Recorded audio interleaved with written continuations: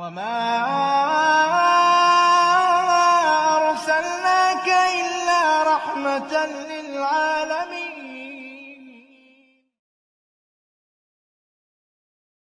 بسم اللہ الرحمن الرحیم، الحمد للہ والصلاۃ والسلام علی رسول اللہ، لا حول ولا قوۃ الا باللہ۔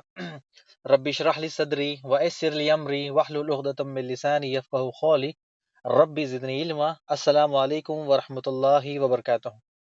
عزت دار بھائی، عزت دار بہن، پیارے بچوں، پیارے دوست اور بزرگ، آپ سب کا ویلکم ہے، استقبال ہے اس ہمارے سفر سیرت نبی صلی اللہ علیہ وسلم کے ایپیسوڈ 3 میں۔ ایپیسوڈ 3 شروع کرنے سے پہلے ہم تھوڑا سا ایپیسوڈ 2 میں جو پچھلی ہفتے کلاس ہوئی تھی اس کے بارے میں ہم تھوڑا سا ریویژن کرتے ہیں، تاکہ ہمیں پتا ہو کہ ہم آگے بڑھنے سے پہلے پیچھے ہم نے کیا پڑھا۔ پچھلی بار ہم نے آپ صلی اللہ علیہ وسلم کا نسب نامہ جانا تھا، اور خود آپ صلی اللہ علیہ وسلم نے اپنا نسب نامہ بھی بیان کیا، اور ہم نے یہ بھی بتایا تھا کہ آپ صلی اللہ علیہ وسلم کا جو نسب نامہ ہے وہ علماء اکرام کے پاس محفوظ ہے الحمدللہ۔ یعنی ہم نے عدنان تک پڑھا تھا، یعنی آپ صلی اللہ علیہ وسلم سے لے کر عدنان تک۔ اور پھر آپ صلی اللہ علیہ وسلم خود فرماتے ہیں کہ اللہ سبحانہ تعالیٰ نے جب مخلوق پیدا کی، مجھے سب سے اچھے گھروں میں پیدا کیا۔ جب سب قبیلے، یعنی اللہ سبحانہ تعالیٰ نے جب قبیلے بنائے تو سب سے اعلیٰ یعنی سب سے اچھا قبیلے میں مجھے چنا۔ جب گھرانہ چنا تو مجھے اس گھرانے میں اللہ سبحانہ تعالیٰ نے مجھے اس میں پیدا کیا۔ یعنی جب بھی کوئی نبی دنیا میں آتا ہے اس کا خاندان سب سے اعلیٰ ہوتا ہے۔ اگر آپ دیکھیں ابراہیم علیہ السلام، ان کے بیٹے اسماعیل علیہ السلام، ابراہیم علیہ السلام ان کے دوسرے بیٹے اسحاق علیہ السلام، ان کے بیٹے یوشا، اور ان کا نام ہے یعقوب علیہ السلام اور ایشو، پھر یعقوب علیہ السلام کے بیٹے یوسف علیہ السلام، یعنی ایک سے ایک اعلیٰ بنی اسرائیل، یعنی ایک سے ایک اعلیٰ خاندان۔ تو یہ اللہ سبحانہ تعالیٰ نے آپ صلی اللہ علیہ وسلم کو بھی ایسے ہی اچھے اعلیٰ خاندان میں چنا۔ پھر اس طرح اللہ سبحانہ تعالیٰ نے آپ صلی اللہ علیہ وسلم کا انتخاب کیا، یعنی اللہ آپ کو پیدا کیا اس جگہ پر۔ ہم نے پچھلے ایپیسوڈ 2 میں کلاب کے کارنے میں جانے تھے، پھر اس کے بعد ہم نے عبد المناف کے بارے میں جانا تھا۔ میں آپ کو بس چھوٹے چھوٹے نام دیتا ہوں، آپ لوگ یہ نام لکھ لیا کریں، یہ فیوچر میں بعد میں ہمیں کام آئیں گے۔ کلاب ٹھیک ہے، اوکے، آپ اگر یاد رکھتے ہیں تو ٹھیک ہے۔ عبد المناف یہ تھوڑا سا یاد رکھنا پڑے گا۔ ہاشم آپ کو ہمیشہ یاد رکھنا پڑے گا، ہم نے ہاشم کے بارے میں پچھلے بار ایپیسوڈ 2 میں ہم نے پڑھا تھا۔ تو ہاشم کون ہے؟ آپ صلی اللہ علیہ وسلم کے پردادا، یعنی ایک امیر لوگوں میں سے تھے، تو ان کے بارے میں آپ یاد رکھیں کہ ہاشم، ہاں آپ صلی اللہ علیہ وسلم کا خاندان، ٹھیک ہے، ہاشم، اور قبیلہ قریش، تو یہ یاد رکھیں۔ پھر ہم نے ہاشم کے بارے میں ان کے بارے میں پڑھا تھا کہ کیسے ان کی شادی ہوئی، کیسا انہوں نے سفر کیا، پھر کیسا ان کا انتقال ہوا، پھر کیسا عبد المطلب کے بارے میں سارا سب کچھ آپ کے سامنے، کہ ان کو عبد المطلب پیدا ہو گیا، کسی کو پتہ نہیں چلا۔ پھر اس کے بعد مطلب کو پتہ چلتا ہے کہ ان کا ایک بھتیجا بھی ہے، تو وہ جاتے ہیں یثرب۔ یثرب کس کو کہتے ہیں؟ مدینہ جاتے ہیں، ان کو وہاں سے لے کر آتے ہیں، اور ان کا اصلی نام کیا تھا؟ شیبہ۔ ان کا اصلی نام تھا شیبہ، لیکن بعد میں لوگوں کی زبان پہ مطلب کا غلام یعنی عبد المطلب کہنا شروع کر دیا، اور پھر اسی کے ساتھ ان کا نام عبد المطلب پڑ گیا۔ بعد میں عبد المطلب سردار بنتے ہیں۔ پھر اس کے بعد ہم نے یہ بھی دیکھا تھا پچھلی بار کہ انہوں نے خواب دیکھا تھا زمزم کے بارے میں، یہ ہم نے تفصیل سے پڑھ لیا، یعنی اگر آج ڈسکس کریں تو اس میں ٹائم زیادہ نکل جائے گا ہمارا۔ اس کے بعد ہم نے پھر ابرہہ کا واقعہ آپ کو پڑھا تھا کہ ابرہہ کے بارے میں آپ کو 2 بار ہم نے بتا دیا، پہلے اس بار بھی اور جو 3 ڈیز کورس میں بھی، کہ ابرہہ کا واقعہ آپ کو بالکل کلیئر ہوگا انشاءاللہ۔ اور پھر اس کے بعد ہم نے اس کے آگے آیا تھا کہ اس کے بارے میں ہم نے عبد المطلب نے پھر نظر مانی تھی کہ زمزم کے بارے میں، اس کے بارے میں بھی آپ کو پتہ ہے کہ جب مجھے 10 اولاد ہو جائیں گے تو ایک ذبح کر دوں گا اللہ کی راہ میں کعبے کے پاس۔ تو 10 بیٹے مکمل ہوتے ہیں جب کورا ڈالتے ہیں، اور 6 بیٹیاں، یعنی ٹوٹل 16، یعنی 10 بیٹے 6 بیٹیاں۔ اس کے بعد ہم نے آگے بڑھا تھا کہ پھر ایک پوائنٹ آپ لوگ نوٹ کریں اس کے بیچ میں، کہ جو کلاب نے کارنامے کیے تھے، جو ہم نے کلاب کے بارے میں آپ کو بتایا تھا ایپیسوڈ 2 میں، کہ کلاب نے جب جو قبیلے سے ان کو بھگا دیا تھا، وہاں سے نکال دیا تھا، وہاں سے ہٹا دیا تھا، اب ساری ذمہ داری اپنے سر پہ لے لی تھی، جو خزرہ قبیلہ تھا ان سے جب لے لی تھی، تو کلاب نے ذمہ داری کے ساتھ ساتھ کعبے کا غلاف چینج کرنا، فوج کا جھنڈا پکڑنا، حاجیوں کی خدمت کرنا، ان کو کھانا کھلانا، یعنی یہ سارا سب کچھ ذمہ داری لے لی تھی۔ اسی کے ساتھ ساتھ جو کلاب نے، اس نے دار الندوہ، ٹھیک ہے، دار الندوہ تیار کیا تھا۔ یہ دار الندوہ کیا ہے؟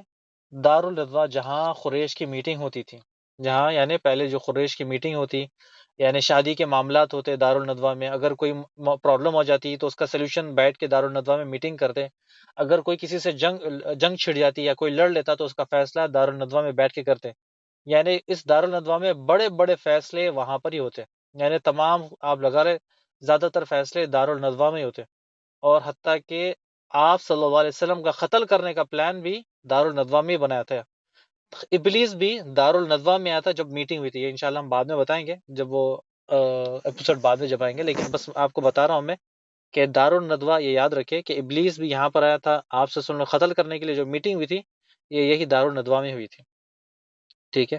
تو یہ سارا سب کچھ آ رہے تھے۔ اچھا ایک چیز آپ کو بتانی تھی کہ جو ابراہ تھا، یہ ابراہ ایک چھوٹا سا کمانڈر تھا، ٹھیک ہے؟ اب یہ حبشی جو یہاں پر حبشی لوگ آ کر انہوں نے قبضہ کر لیا تھا یمن پر، ان سے جنگ جیت کے یمن پہ قبضہ کر لیا تھا، وہ حبشی تھے یعنی جو سوڈان ایتھوپیا وہ سائڈ کے، لیکن وہ یہاں پر آئے، انہوں نے حملہ کر دیا، یمن پہ قبضہ کر لیا تھا۔ اس ٹائم پر ابراہ ایک چھوٹا کمانڈر تھا، لیکن اس نے بغاوت کر دی تھی اور گورنر کو قتل کر دیا، اور خود گورنر بن گیا، تو بعد میں خلیصہ تیار کیا، یعنی کعبے پہ حملہ کرنے کا پلان کیا، یہ سب کچھ تھا، ٹھیک ہے؟ تو یہ یاد رکھے کہ ابراہ ایک گورنر نہیں تھا، اس نے گورنر کو مار کے گورنر کی جگہ چھین لی، یہ پہلے عام تھا، کوئی بھی بس چھین لے تو کوئی مسئلہ نہیں تھا ان کے پاس۔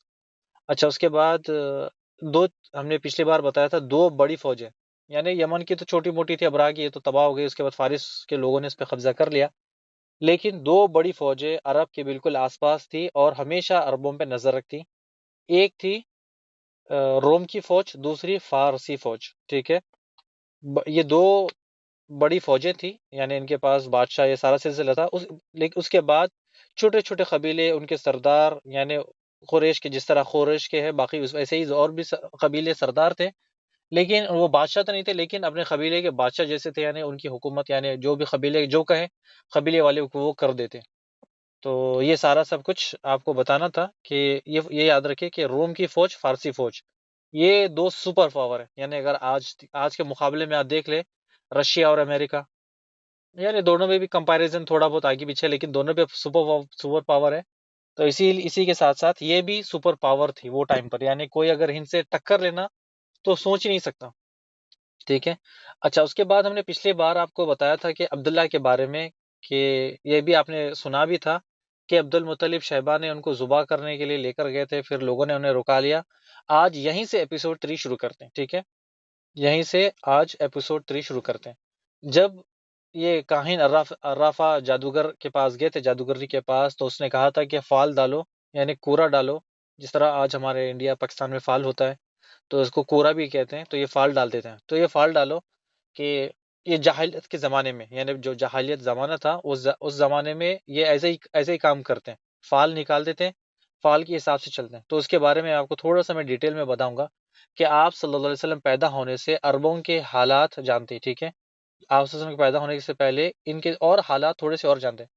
عمر بن لوئی، آپ کے بارے میں آپ کو بتا دیا تھا کہ عمر بن لوئی جو وہ شخص ہے جس نے سب سے پہلے کعبے میں بت لے کر آیا، ٹھیک ہے؟ سبھی کو اس کا نام یاد ہوگا، عمر بن لوئی۔ تو یہ وہی شخص ہے جس نے یہ سارا سب کچھ کر دیا تھا کام۔ شام گیا گا، شام سے ایک حبل بت تھا، وہاں سے وہ لے کر آیا، جس کا بت سب سے پہلا جو مکہ میں بت آیا اس کا نام ہے حبل۔ تو یہ شاید تھوڑا سا آپ لوگوں کے لیے تھوڑا ہضم نہ ہو، تو یہ ناموں کو اب اگر لکھ لے تو ٹھیک ہے۔ تو سب سے پہلے جو بت لایا تھا اس کا نام ہے حبل، یعنی اللہ کے گھر میں سب سے پہلا جو شرک جو سٹارٹ ہوئی، شرک کی شروعات ہوئی تھی، یہ حبل بت سے ہوئی، یہ عمر بن لوئی لے کر آیا۔ جب آس پاس کے لوگوں نے دیکھا کہ یہ بتوں سے مانگ رہے، یہ سارا سب کچھ ہے، تو انہوں نے بھی اپنے بت تیار کر لیے، آہستہ آہستہ بت تھوڑے سے اور بڑھ گئے۔ حبل کے بعد عرب میں 3 سب سے بڑے بت آ گئے، عرب کے بعد یہ سب سے بڑے حبل کے بعد عرب میں 3 بڑے بت آ گئے۔ سب سے پہلے منات، دوسرا لات، تیسرا عزا۔ یہ آپ صلی اللہ علیہ وسلم کے بارے آپ صلی اللہ علیہ وسلم بھی کہتے، بعد میں بھی ہم بتائیں گے کہ لات، منات، عزا، ٹھیک ہے؟ یہ یاد رکھیں آپ لوگ۔ یہ منات کون تھا؟ یہ ایک نیک آدمی تھا۔ لات کون تھا؟ یہ ایک نیک آدمی تھا۔ اور عزا کون تھی؟ یہ ایک عورت تھی۔ جھاڑوں کے پاس، جس طرح ناریل کے جھاڑ یا کھجور کے جھاڑ ہوتے ہیں، وہ جھاڑوں کے پاس یہ عورت عزا رہتی، اور جب لوگ اس کے پاس جاتے کچھ مانگنے کے لیے تو پیچھے سے آوازیں دیتی اور لوگ سمجھتے کہ ہاں یہاں بت ہے، لیکن یہ وہ عورت تھی عزا۔ اور یہ لات کون تھا؟ لات نیک آدمی تھا، جو حاجیوں کو، جو لوگ حاجی آتے ان کو ستو، یعنی ستو یا جو آٹے کا ستو ہوتا ہے اس کو گھول گھول کر ان کو پلاتا. تو لوگ جب مر گیا تو لوگوں نے اس کا بھی ایک نیا منظر بنا دیا. منات بھی نیک شخص تھا، لیکن لوگوں نے یہ لوگ مرنے کے بعد لوگوں نے ان کے بت بنا لیے اور پھر ان سے دعائیں مانگنا شروع کر دیے. یعنی یہ اللہ کے نیک بندے تو تھے، لیکن انہوں نے سیدھا سیدھا ان کو اللہ کے قریب کر دیا. تو یہ اصل میں لوگوں نے نہیں کیا، شیطان نے ان کو ان کا میجک بتایا. یعنی شیطان نے ان کو ان کی طرف دل پھیرا اور بس ختم، یہ انہی کی طرف پھیر گئے. اربوں کے بہت بڑے جو بت تھے، یہ تین میں نے بتایا اربوں میں جو تو یہ تین بڑے بت تھے. اس کے بعد عرب میں شرک آہستہ آہستہ پھیلتے گیا. عمر بن جو لوئے تھا، اس نے ایک اور بڑا کام کر دیا. عمر بن لوئے کے پاس ایک جن آیا، یعنی شیطان ابلیس آیا اس کے پاس، آگے کہنے لگا کہ دیکھو، آدم علیہ السلام اور نوح علیہ السلام کے جو دور کے بڑے بڑے قدیم بت ہے وہ جدہ میں دفن ہے. ٹھیک ہے، وہ جدہ میں دفن ہے، تو تم جاؤ ان کو نکالو. اب جیسے ہی عمر بن لوئے کو پتا چلا، یعنی یہ تو نیک شخص تھا، لوگوں کی نظر میں بڑا نیک شخص، متقی شخص تھا، لیکن یہ بہت بڑا بدماش تھا. عمر بن لوئے نے کیا کیا، جیسے ہی اس کو ابلیس نے خبر کر دی تو وہ جدہ گیا. جدہ جا کر وہاں جو 5 بت تھے ان کو نکال کر لے کر آیا. امید ہے کہ یہ 5 بت قرآن مجید میں اللہ سبحانہ تعالیٰ بھی ان کو نام لیے، اور پچھلے بار بھی ہم نے ان کو 1-2 بار ذکر کیا تھا، جو ہمارے بھائی بہن پہلے سے ہمارے ساتھ جڑے دا سٹوریز میں، ان کے ساتھ. پہلا بت ہے واد، دوسرا سوا، تیسرا یغوث، چوتھا یغوت، اور 5واں نصر. تو ان کو جا کر ان کو کھودا، وہاں سے کھود کر وہاں سے وہ مکہ لے کر آیا. اب اس نے یہ تو کام کر لیا، لیکن اب ان کو دے کیسا؟ تو جب لوگ حج کے زمانے میں حج کرنے کے لیے آتے تھے تو تمام لوگوں کو اس نے بت ان کو ہینڈ اوور کر دیا، ان کو بت تقسیم کر دیا ان کے بیچ میں. آہستہ آہستہ مکہ کے چاروں طرف شرک پھیلنے لگا، اور حتیٰ کہ یہ ہو گیا کہ ہر گھر میں بت بس گیا. یہیں پر ختم نہیں کیا، یہیں پر ان ظالموں نے رکا نہیں، حتیٰ کہ کعبے کے اندر، کعبے کے باہر ٹوٹل 360 بت اس نے ان لوگوں نے رکھ دیے. یعنی اتنے بڑے ظالم تھے، انہوں نے مکہ کے اندر، مکہ کے باہر ٹوٹل 360 بت رکھ دیے، کہ اگر کسی کو کوئی حاجت ہوتی کھانے کے لیے تو کسی کے پاس جاتا، بارش چاہیے تو کسی کے پاس جاتا، اولاد چاہیے تو کسی کے پاس جاتا تھا، شادی کرنا تھا تو کسی کے اور بت کے پاس جاتا. یعنی ہر کسی نے اپنے اپنے بت کو بنا لیا. پھر یہ کہتے اور سمجھتے کہ ہم ابراہیم علیہ السلام کے دین پر چل رہے ہیں. ٹھیک ہے، یہ کہتے ہیں کہ ہم دین ابراہیم علیہ السلام، یہ بتوں کو مٹانے کے لیے آئے تھے. حتیٰ کہ ابراہیم علیہ السلام کو ہم نے پچھلے سٹوریز میں بھی آپ کو ہی پتا ہوگا، سٹوریز میں بتایا کہ ابراہیم علیہ السلام نے تمام بت کو توڑ دیا تھا، لیکن یہ کہتے ہیں کہ یہ دین ابراہیم علیہ السلام کا دین ہے. اور اس کے ساتھ ساتھ اور برے کام انہوں نے شروعات کر دیے. ٹھیک ہے، وہ بھی آپ کو میں سناتا ہوں کہ اور کیا برے کام انہوں نے شروعات کر دیے. انہوں نے دین ابراہیم میں رسم و رواج ایجاد کر دیے، یعنی اور نئے نئے رسم دین ابراہیم کے نام پر ڈال دیے. یہاں پر ختم نہیں ہوا، آگے اور سنیں. بتوں کے پاس مجاور کی طرح بیٹھتے، ان سے بات کرتے، ان کے سامنے روتے، زور زور سے ان کے پاس چیخیں مارتے، ان کو پکارتے جیسا کہ ان کا جگری دوست ہے، یعنی جگری یار ہے.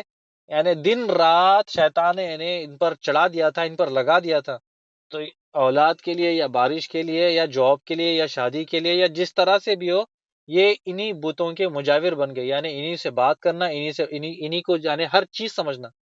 اب لوگ سمجھتے تھے کہ یہ بدھ اللہ نے انہیں بنایا، اللہ کے نیک بندے، اللہ سبحانہ تعالیٰ ان کی سفارش، جب ہم ان کو دعائیں کرتے ہیں تو اللہ سے سفارش کریں گے اور یہ دعائیں ہماری سن لے گا.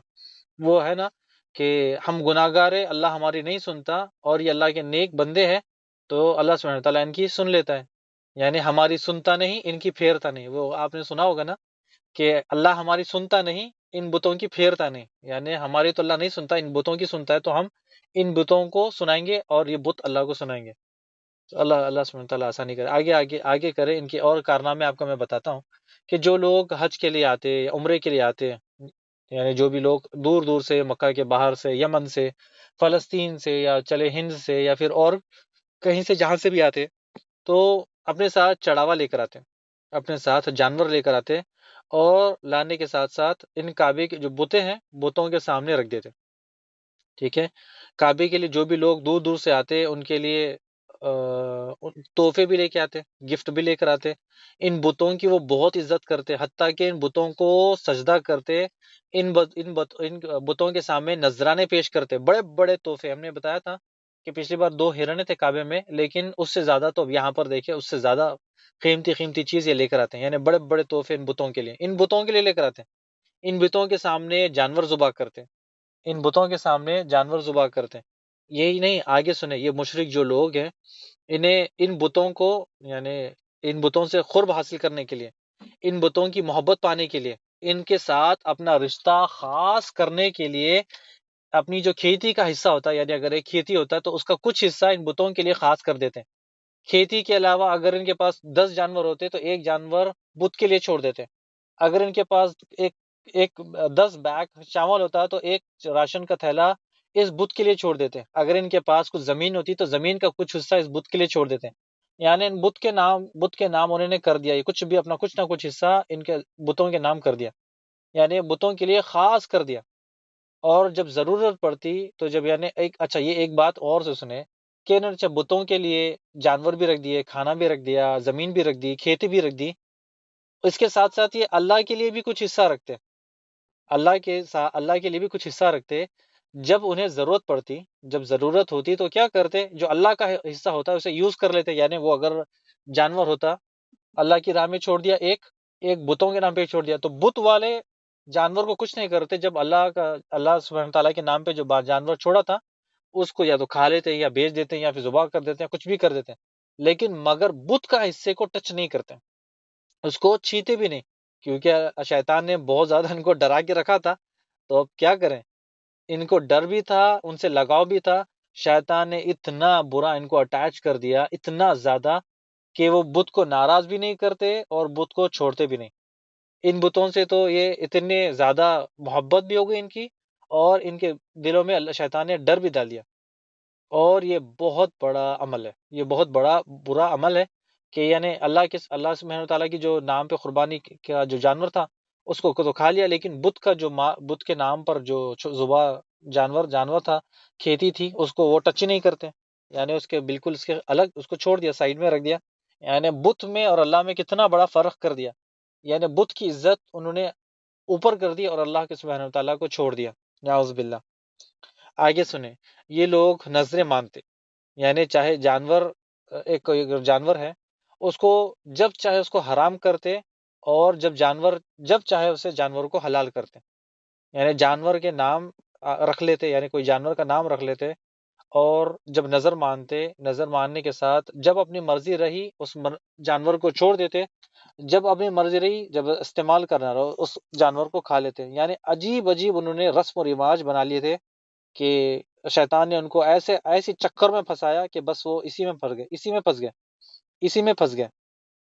اب آگے بڑھتے ہیں، تو اب جس طرح میں نے بتایا تھا کہ جانور کو یہ میں انشاءاللہ بس اس کو تفصیل میں لینا نہیں چاہتا ہوں، بس میں آپ کو بالکل ہلکا سا بتانا چاہتا ہوں، کتاب میں تو بہت زیادہ تفصیل میں، کہ 2 جانور ہیں، ایک جانور اللہ کے نام پہ، ایک جانور بت کے نام پہ، اللہ والا جو اللہ سبحانہ تعالیٰ کے نام پر جو جانور رکھا تھا انہوں نے، اس کو جب چاہے استعمال کر لے، جب چاہے چھوڑ دے یا کھا لے یا اس کا دودھ پی لے، لیکن بت والے جانور کو کچھ نہیں کرتے، یعنی وہ منت کا جانور تھا، اس جانور کو کچھ نہیں کرتے، چھوڑ دیتے، یہ کیونکہ وہ اپنے بت کے لیے نظر مانگی تھی نا، اگر بت ناراض ہو جائے تو پھر ان کا کام تمام کر دے گا، تو ان جانوروں کے لیے تو اللہ سبحانہ تعالیٰ ان کو دیکھ لے گا، کیونکہ آپ کو پتا ہے نا کہ جانور یہ ذبح کرنا یہ سارا سب کچھ اللہ کے لیے ہے، جب جانور ذبح کریں گے تو اللہ، اور جب دوسرے کے نام پہ کریں گے تو حرام ہو جائے گا، اور یہ جو لوگ تھے مشرک مکہ کے لوگ تھے، کبھی کبھی جانور ذبح کرتے اللہ کا نام نہیں لیتے، یعنی جب ہم مسلمان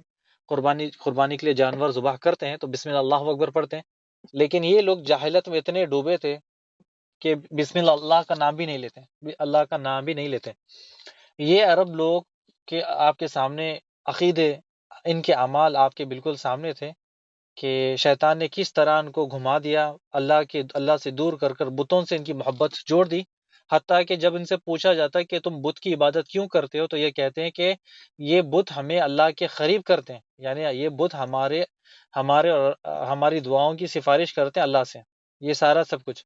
آپ صلی اللہ علیہ وسلم پیدا ہونے سے پہلے یہ کاہن، جادوگر، نجومی، ان کا بہت بڑا دور تھا. یعنی عرب کے ساتھ ساتھ اور بھی لوگ، شام، یمن، فارس، روم، یہاں پر ساری دنیا میں یہ کام چلتا. یعنی کاہن اس کو کہتے ہیں جو آنے والے واقعات کا ذکر کرتے ہیں. یعنی کاہن کاہن کس کو کہتے ہیں؟ کاہن اس کو کہتے ہیں جو آنے والے واقعات کا ذکر کرتے ہیں. یعنی جو چھپی ہوئی رازیں ہیں اس کو جاننے کا دعویٰ کرتے ہیں. اور نجومی کس کو کہتے ہیں؟ ستاروں پر غور کرنا. یعنی ستاروں کی چال، ان کا وقت، ان کی سپیڈ کا حساب لگا کر دنیا میں کیا ہونے والا ہے، فیوچر میں کیا ہوگا، یہ سب کچھ وہ بتاتے ہیں. یعنی یہ نجومی ہے. یعنی فیوچر بتانے کا ان کے پاس ایک ٹیکنیک ہے، لیکن یہ بالکل وہ شیطانی ٹیکنیک ہے. جادوگر، آپ سبھی جانتے ہو جادوگر کے بارے میں کہ جادوگر یا جادوگرنا یا کرنا یا سارا سب کچھ اس کا سب کو پتہ ہے. اس کے ساتھ ساتھ ایک بڑا ان کے پاس ایک اور بڑا رواج تھا. ٹھیک ہے، اس کے بارے میں آپ کو بتاتا ہوں. بدشگنی. اس کے ساتھ ساتھ بدشگنی کس کو کہتے ہیں؟ کہ سامنے سے بلی کا راستہ کاٹ گئی تو ختم، منحوس ہے. یعنی بدشگنی اس کو کہتے ہیں بدشگنی. عربی میں اس کو طیارہ کہتے ہیں. یعنی آپ الطیار تو شرک، یعنی طیارہ بھی شرک ہے. یہ مشرک لوگ کوئی بھی کام کرنے سے پہلے، یعنی کوئی بھی کام شروعات کرنے سے پہلے، یا سفر شروعات کرنے سے پہلے، یا بزنس شروعات کرنے سے پہلے، یا پھر کوئی بھی ایسا عمل شروعات کرنے سے پہلے کیا کرتے؟ یہ تیر کا فال کرتے یا پرندے سے یہ معلوم کرتے. کس طرح سے؟ کہ ایک پرندے کو لے کر اسے ہوا میں اڑاتے، چیک کرتے کہ پرندہ لیفٹ میں جا رہا ہے یا رائٹ میں جا رہا ہے. یہ سمجھتے کہ اگر پرندہ لیفٹ میں جاتا ہے، یعنی اگر لیفٹ میں جا رہا ہے تو یہ خراب شگن ہے، مصیبت ہے، اس کام سے نقصان ہے، اس شادی سے نقصان ہے، اس بزنس سے نقصان ہے. اور یہ کام کو وہیں پر روک دیتے اور کہتے ہیں کہ کام غلط ہے، اور اس کے بعد رک جاتے ہیں. یعنی اگر پرندہ لیفٹ میں جاتا، پھر اگر پرندہ اڑتا، اگر وہ رائٹ کی طرف جاتا تو یہ سوچتے کہ یہ اچھا شگن ہے، اس کام میں کامیابی ہوگی، یہ کام بڑا فائدہ مند ہے، اور یہ پھر وہ کام کرتے ہیں. یعنی یہ بدشگنی ہے. آہستہ آہستہ، یعنی یہ ایک عجیب انہوں نے فعال سسٹم بنا کے رکھا تھا. اس کو ہم فعال بھی کہتے ہیں، جس کو تیر سے بھی فعال کرتے ہیں، یا کس چٹیوں سے، یا طوطا چٹی نکالتا ہے فعال. یعنی بس یہ اس طرح سے کرتے ہیں کہ پرندے کو اڑاتے ہیں، لیفٹ میں جاتا ہے تو بدشگنی، رائٹ میں جاتا ہے تو اچھا شگن. یہ آپ یاد رکھیں. یہ ابھی بھی لوگ دنیا میں ویسے لوگ موجود ہیں جو یہ کام کرتے ہیں. تو سمجھتے ہیں اگر رائٹ میں جاتا ہے تو یہ کام اچھا ہے، اور یہ کام اچھے شگن والا ہے. ٹھیک ہے، آگے چلتے ہیں. پھر اس کے بعد اگر بدشگنی میں کوئی جانور سامنے سے گزر جاتا تو کہتے ہیں کہ یہ جانور منحوس ہے. یعنی آپ خیال کریں کہ جانور کس طرح سے منحوس ہے. پھر وہ کیا کرتے ہیں؟ راستہ بدل دیتے ہیں. یہاں تک کہ نہیں، یہ لوگ اگر گھر کو بھی منحوس کہتے ہیں، عورت کو بھی منحوس کہتے ہیں، جانور کو بھی منحوس کہتے ہیں. یعنی جو ان کے دل میں آیا اس کو منحوس کہہ دیا، جو آیا جس کو انہوں نے اچھا شگن کہہ دیا. یعنی یہ جہالت ہی، جہالت یعنی جنگلی پن. ٹھیک ہے، جنگلی پن. تو پھر یہ لوگ کہتے ہیں کہ ہم ابراہیم علیہ السلام کی اولاد ہے، اور ہم ابراہیم علیہ السلام پر دین پر چل رہے ہیں. ٹھیک ہے، یہ کیا کہتے ہیں کہ ہم ابراہیم علیہ السلام کی اولاد ہے، اور ہم ابراہیم علیہ السلام کے دین پر چل رہے ہیں. ان سب کے رہتے ہوئے عربوں کا اخلاق کیسا تھا؟ میں تھوڑا سا اس کے بارے میں آپ کو بتا دوں کہ آپ صلی اللہ علیہ وسلم آنے سے پہلے عربوں کا مذہب کیا تھا. یہ میں نے آپ کو بتا دیا، یہ آپ لوگوں نے سن لیا. اب ان کے اخلاق کیسے تھا، یعنی وہ اخلاق کیسے تھے؟ ان کے اندر جہالت بہت بڑی تھی، یعنی جنگلی پن بہت زیادہ تھا. چھوٹی چھوٹی بات پر جنگیں لڑ لیتے، حتیٰ کہ جنگ سالوں تک چلتی. یعنی میرا گھوڑا آیا، لیکن اس کا گھوڑا اگر پانی جلدی پی لیا، گھوڑا پانی پینے پر وہ آ کر اس سے جنگ لڑ لیتے. یعنی آپ صلی اللہ علیہ وسلم آنے سے پہلے ان کی زندگی جانوروں والی زندگی تھی، یعنی جانوروں والی زندگی گزارتے. اپنی اولاد کو، جو لڑکیاں رہتی ان کو زندہ دفن کر دیتے، اپنی اولاد کو زندہ دفن کر دیتے. اور تو اب آپ سوچیں کہ کتنی بڑے یہ جہالت تھے، جاہل لوگ تھے. یعنی ان کے وقت میں فحاشی، زناکاری، یہ سب کچھ عام تھا. لیکن یہ جہالت کے ساتھ ساتھ، یعنی آپ کو اگر میں ایک بتاؤں کہ مرد جب چاہے عورت کو طلاق دیتا، اور اس کی کوئی مدت ہی نہیں ہوتی. یعنی جتنا مال کماتے، اس کے ساتھ ساتھ یہ ہے کہ ان کے اچھے اخلاق میں دیکھے کہ جتنا مال کماتے، یعنی عورتیں جو جتنا سلائی کرتی یا بنائی کرتی، یعنی تجارت میں کرتے، یا پھر اور جہاں سے بھی مال آتا، یہ سارا مال یہ جنگوں میں اسپینڈ کرتے، یعنی جنگوں کے معاملے میں ان کا سارا مال ختم ہو جاتا، سارا مال ان کے جنگ میں لڑنے سے، یعنی اسلحہ خریدنا، تلوار خریدنا، کھانا کھلانا، جانور یعنی ایک اونٹ خریدنا، ایک گھوڑا خریدنا، یہ سارا سب کچھ مال اسی میں جنگوں میں برباد کر لیتے، یعنی پھر یہ جہالت ہے۔ ان سب برائیوں کے بعد ان میں کچھ اچھی باتیں تھیں، کرم و سخاوت، یعنی صدقہ، یعنی رحم دلی۔ آپ دیکھ لیں کہ سخت سردی میں ایک مثال دیتا ہوں کہ سخت سردی میں بھوک کی حالت تھی، یعنی گھر میں کھانے کے لیے کچھ نہیں ہے، اچانک سے ان کے گھر میں کوئی مہمان آ جاتا ہے، اور خود نہ کھانے کے لیے ہے، نہ کچھ بچوں کے لیے، یا سارا سب کچھ ہے، مہمان آتا اور مہمان کو کھانے کا انتظام کرنا، یعنی کچھ بھی ہو، کوئی بھی حد پار کر سکتے ہیں مہمان کو کھانا کھلانے کے لیے۔ اگر اس کے پاس ایک سواری ہوتی اور اس سواری سے اس کا روزی روٹی چلتی، یعنی اس کا کمانے کا ذریعہ یہ ایک ہی سواری تھی، یعنی اگر اونٹ لے لے یا پھر گھوڑا لے لے، اس مہمان کی خاطر اس جانور کو ذبح کر دیتے، لیکن مہمان کو بتاتے نہیں کہ ہم کتنے مجبور ہیں، یعنی مہمان کو بتاتے نہیں کہ ہمارے پاس کھانے کے لیے کچھ نہیں ہے، اور مہمان کی خاطر کیا کرتے ہیں، وہ جو ایک سواری تھی اس کو ذبح کر دیتے ہیں، اور ذبح کر مہمان کے سامنے پیش کر دیتے ہیں۔ تو یہ دیکھیں پھر ان کے اخلاق، اور بھی میں انشاءاللہ آپ کو بتاتا ہوں کہ ایک ایک کر کے میں آپ کو ایک دو مثالیں اور دے دوں، اس کے بعد ہم آگے بڑھتے ہیں۔ اور اس کے بعد ہوتا کیا کہ ان کی جو جوا، ان میں جوا بہت کثرت سے کھیلتے۔ اچھا، اب یہ کیا کہ جوا سمجھتے کہ یہ بھی ایک دین کا حصہ ہے، تو جوئے میں کھیلتے، اس کے بعد جوئے میں جیت جاتے، اور جیتنے کے ساتھ جتنا منافع آتا وہ منافع مسکینوں کو بانٹ دیتے۔ یہ بھی ایک عجیب ان کا رواج تھا، یعنی وہ سوچتے کہ یہ جوا بھی دین کا حصہ ہے، تو جوا کھیلتے، جوا کھیلنے کے بعد جو منافع آتا، منافع وہ غریبوں میں بانٹ دیتے، سمجھتے تھے پھر ہم نے صدقہ کر دیا۔ اللہ سبحانہ وتعالیٰ قرآن مجید میں فرماتا ہے، جوا اور شراب یہ تم صدقہ دینے یعنی یہ کر دے رہے ہو تم لوگ یہ، لیکن اس کا گناہ تو بہت بڑا ہے، یعنی تمہاری یہ چیز یہ تم جو دے رہے ہو اس کا تمہیں کوئی اجر و ثواب نہیں ملے گا، لیکن تم کیوں کرتے ہو؟ لیکن یہ جہالت میں تھے، یہ لوگ جہالت میں یہ سمجھتے کہ دین اسلام، دین ابراہیم علیہ السلام کی پیروی کر رہے ہیں۔ آگے آتے ہیں، ان کے بیچ وعدہ پورا کرنا بہت بڑا عمل تھا، یعنی پچھلی بار بھی میں نے آپ کو بتایا تھا کہ ان کے پاس عربوں میں آپ صلی اللہ علیہ وسلم آنے سے پہلے وعدے کی خاطر مال لٹا دیتے، جان لٹا دیتے، گھر لٹا دیتے، اور حتیٰ کہ اولاد کو بھی قربان کر دیتے۔ اگر یعنی اولاد بھی ختم ہو گئی، سب کچھ ہو گیا، لیکن وعدہ پورا کرنا ہے، وعدہ ٹوٹے نہیں۔ پچھلی بار ہم نے آپ کو بتایا تھا کہ اگر کوئی مرد کسی سے اگر وعدہ کر لے اور وعدہ نبھانے سے پہلے یعنی پورا کرنے سے پہلے وہ مر گیا، تو اس کے گھر والوں، اس کے گھر والے یا اس کی اولاد، اس کا خاندان اس وعدے کو پورا کرے گا۔ اگر اگر یہ اس وعدے کو پورا نہیں کر سکتے تو اس کے قبیلے کے سردار اس وعدے کو پورا کریں گے، چاہے اس کے لیے تمام قبیلے کے لوگوں کی جان نہ چلی جائے، یعنی ایک وعدے کو پورا کرنے کے لیے 10 20 50 100 200 500 لوگ نہ مر جائے، لیکن وعدہ پورا کرنا ہے بس، ٹھیک ہے۔ تو یہ ان کے بیچ میں تھا کہ وعدہ اگر ایک بار کر دیا تو ختم پورا۔ یہ ہم آپ کو آگے بھی بتائیں گے، آپ صلی اللہ علیہ وسلم کے بعد آپ صلی اللہ علیہ وسلم کے ساتھ بھی یہ سارا سب کچھ ہوتا تھا، وہ انشاءاللہ ایک بار اور بتائیں گے۔ اور ان کے بیچ میں خودداری بہت تھی، یعنی اپنی عزت نفس، اپنی عزت پر کوئی بات اگر آ گئی، یعنی اگر کسی نے چھوٹی سی ہلکی سی ان کی بے عزتی کر دی، اگر ان کے اوپر ہنس دیا تو وہ تلوار اٹھاتے اور اسی بات پر جنگ چھڑ جاتی، صرف چھوٹی سی بات پر جنگ لڑ لیتے، جان کی پرواہ نہیں کرتے، سامنے والے کو یا تو مارتے یا خود مر جاتے، یعنی چھوٹی سی بات پر، یعنی اپنی عزت کے بارے میں، یعنی آپ نے سنا ہوگا کہ پیسہ کتنا چاہے کتنا پیسہ کما لو لیکن عزت نہیں کما سکتے، ایک بار عزت چلی جائے، تو یہاں پر بھی ایسے تھا کہ اپنی عزت نفس کے بارے میں وہ بڑے بڑی قسمیں اٹھا لیتے، بڑے بڑے کام کر لیتے، اپنی عزت کی خاطر اپنی جان لٹا دیتے، اپنا گھر، اپنا کھیت، اپنے اولاد سب لٹا دیتے، لیکن اپنی عزت پر بات نہیں آنے دیتے۔ وہ انشاءاللہ میں آپ کو آگے بتاؤں گا کہ یہ لوگ جان کی پرواہ بھی نہیں کرتے۔